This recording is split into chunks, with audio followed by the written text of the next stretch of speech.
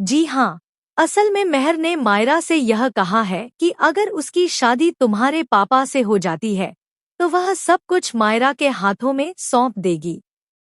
तुम भी तो इंडिपेंडेंट बनोगी ना।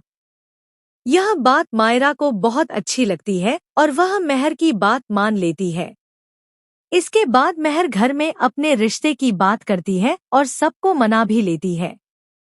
यहाँ पर पहले से ही सब कुछ सेट हो जाता है और मायरा सारे मामलों को अच्छे से हैंडल करने लगती है। इसके बाद जैसे ही मेहर और अरमान की एंगेजमेंट होती है, अरमान बहुत खुश होता है क्योंकि वह इस बात से अनजान है कि वाणी और उसकी फैमिली के साथ जो कुछ भी हुआ था वह सब मेहर की ही चाल थी। दूसरी तरफ अभीरा अपनी लाइफ, अपने गोल्स और अपनी बेटी के भविष्य के लिए बहुत स्ट्रगल कर रही है। उसके सामने हमेशा मुश्किलें खड़ी रहती हैं, जबकि अरमान हर बार अपनी जिंदगी में आगे बढ़ जाता है। जब जब लीप आता है तब तब उसकी जिंदगी में कोई ना कोई नई लेडी जरूर होती है। पहले कोई और थी, अब कोई और है और आगे शायद फिर कोई और होगी। अरमान की जिंदगी में अभीरा कितनी मायने रखती है, यह तो अभीरा की रीएंट्री के बाद ही उसे समझ आएगा।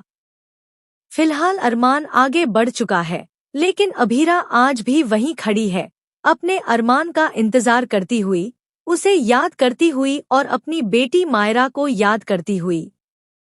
लेकिन मायरा अब अपनी माँ को पूरी तरह भूल चुकी है और किसी और को अपनी मम्मा बनाने के लिए तैयार हो चुकी है।